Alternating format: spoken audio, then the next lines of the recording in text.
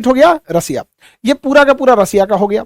रसिया उस समय रसिया ना हो के यूएसएसआर था, USSR union of Soviet socialist Republic association. तो यूएसएसआर के साथ ऑलरेडी उसी का था आपका बाल्टिक देश, Estonia, Latvia, Lithuania, Belarus, Ukraine, Moldova, ये उसी का था। जॉर्जिया, आर्मेनिया, अजरबैजान उसी का था, और सेंट्रल एशिया भी इसी का था। तो ये सब का सब हिस्सा जो था यूएसएसआर का हिस्सा था।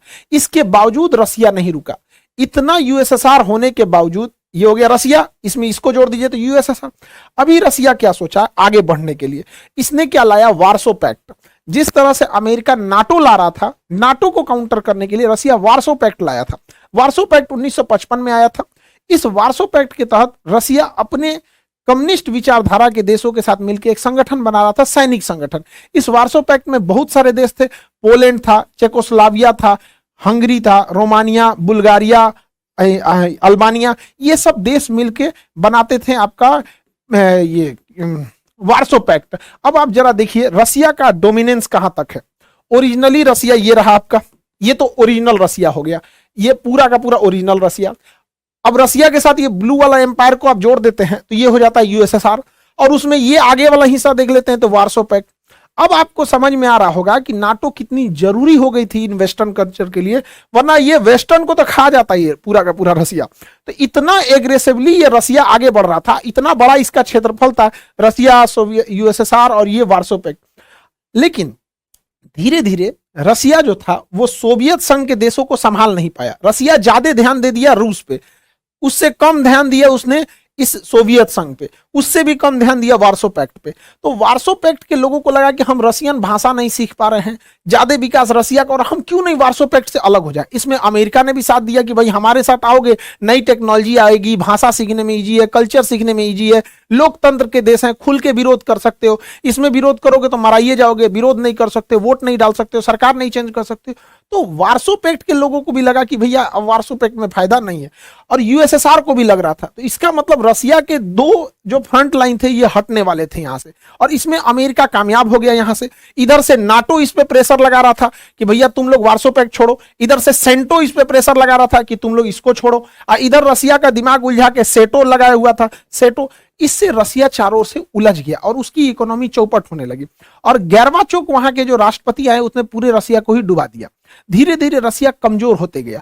रसिया कमजोर हुआ तो सोवियत संघ कमजोर हुआ, और वार्सो पैक्ट के ये जो देश थे ये भी कमजोर होते गए। उधर नाटो दिन प्रतिदिन शक्तिशाली होते जा रहा था।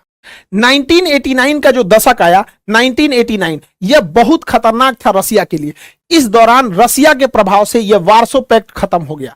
रसिया के प्रभाव से यह वार्सो पैक्ट खत्म हो गया। तो 1989 में खत्म हो गया वार्सो पैक्ट, यह वार्सो पैक्ट कमजोर हो गया। अब आप देखिए रसिया इधर से कमजोर हुआ और बर्लिन की दीवार तोड़ दी गई 1989 में। 1989 में बर्लिन की दीवार तोड़ दी गई। अब धीरे धीरे यूएसएसआर समेटते गया।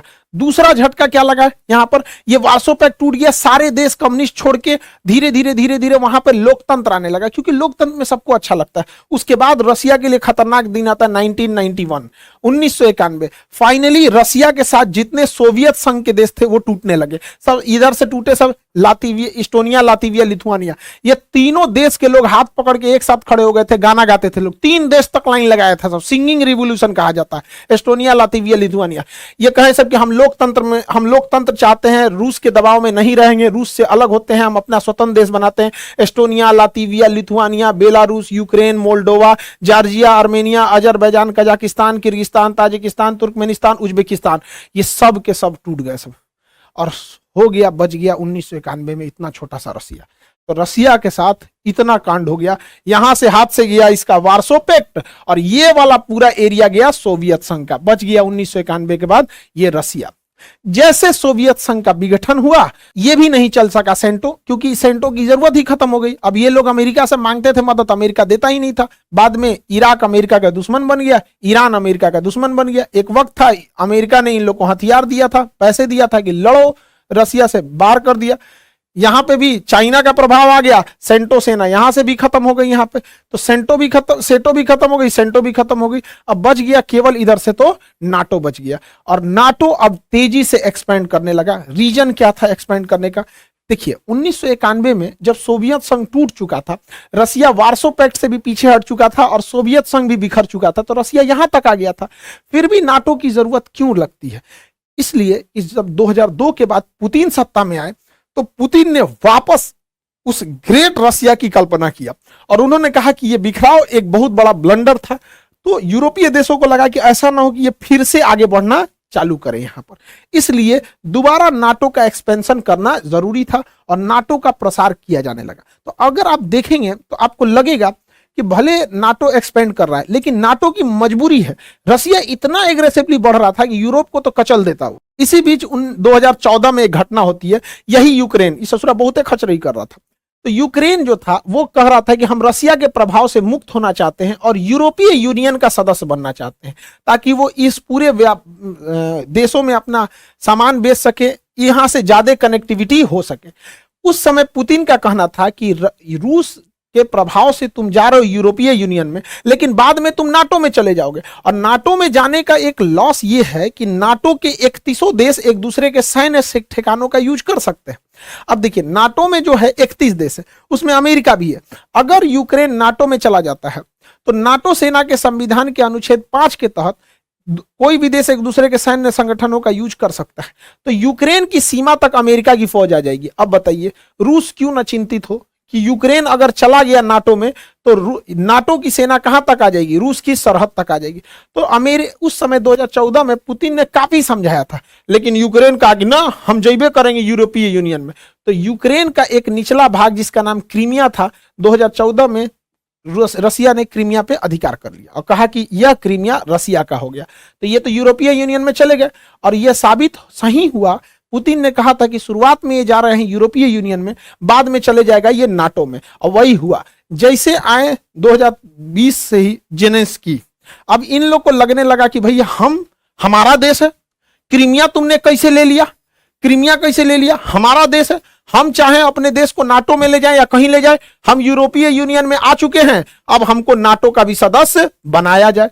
अभी ससुरा सोचिए रहा था कि बनाया जाए कि नहीं बनाया जाए, तब तोड़ मार दिया पुतिन हमला करके यूक्रेन। आज ससुरा तो नहीं, तुम जब सदस्य बनेगा तब ना आर्टिकल 5 लगेगा और बाकी तुमको बचाने आएंगे। अभी कोई इसको बचाने नहीं आ रहा और यूक्रेन को केवल ऐसे ही हथियार प्रोवाइड कराए जा रहे हैं जिससे यूक्रेन केवल अपनी सुरक्षा कर सके, क्योंकि नाटो और पश्चिमी देश भी यही चाहते हैं कि रूस इसी में उलझा रहे और बाकी ये लोग विकास का काम करते रहें।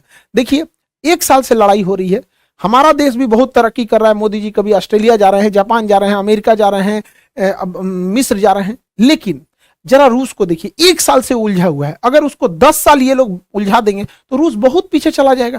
तो ये नाटो वाले भी नहीं चाहते हैं कि यूक्रेन का युद्ध बहुत जल्दी खत्म हो। रूस के लिए सबसे बड़ा सरदर्द क्या हो गया कि वो सोच रहा था कि यूक्रेन नाटो में न जाए, लेकिन यूक्रेन में तो उलझ गया। इसी बीच जैसे रूस ने यूक्रेन पर हमला किया, बाकी के देश डर गए सब। अब फिनलैंड को लगा कि ससुरा कहीं हमको भी रूस मत मार दे, हमको भी रूस मत मार दे।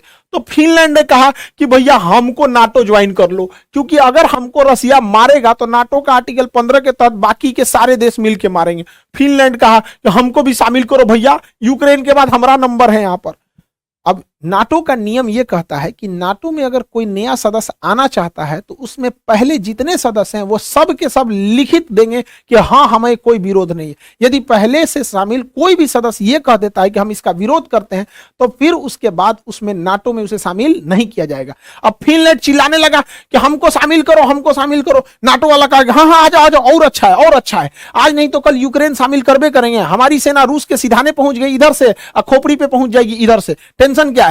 यहाँ एस्टोनिया, लातविया, लिथुआनिया में हम लोग पहले से बैठे हुए हैं, ले यहाँ तुर्की में पहले से हैं। तुर्की अड़ंगा लगा दिया, कहा ना तो भाग यहां से फिनलैंड।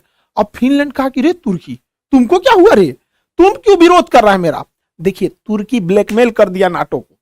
तुर्की ने क्या कर दिया, नाटो को ब्लैकमेल कर दिया, क्योंकि तुर्की के पास पावर था कि जब तक तुर्की लिखित नहीं देगा, यानी सारे देश रेडी नहीं होंगे, तब तक कोई नाटो में नहीं आएगा। और तुर्की पहले से उसका सदस्य था। तो ये क्या किया, कहा कि देखो, तुर्की ने रसिया से S-400 मिसाइल खरीदा था, तो इसके खरीदने की वजह से अमेरिका ने इस पे काटसा एक्ट के तहत प्रतिबंध लगा दिया, जिस वजह से इसकी पूरी इकोनॉमी तबाह हो गई यहाँ पे। साथ ही तुर्की जो है अमेरिका के F-35 जहाज में मतलब अपने ज्वाइंट वेंचर बनाने के लिए 1.4 बिलियन पैसा खर्चा किया था। जैसे S-400 इसने मिसाइल खरीदा रसिया से, टर्की ने रसिया से मिसाइल खरीदा, अमेरिका ने इस पे काटसा सैंक्शन लगा दिया और इसका कह दिया कि तुम्हारा 1.4 मिलियन भाड़ में गया। अब ये तैयबुल अर्दोगान क्या कहता है कि हमरा वो पैसा वापस करो, हमसे ही काटसा एक्ट को हटाओ, और सब हटाओगे तब हम फिनलैंड को शामिल करने देंगे, नहीं तो हम फिनलैंड को शामिल नहीं करने देंगे। अब अमेरिका माथा पीट रहा है, नाटो माथा पीट रहे करे, अरे भैया एक से काटसा हटा दे, इसका जो पैसा जो लूटे हैं लोग 1.4 बिलियन दे दे, नहीं तो फिनलैंड को आने नहीं देगा। अब फिनलैंड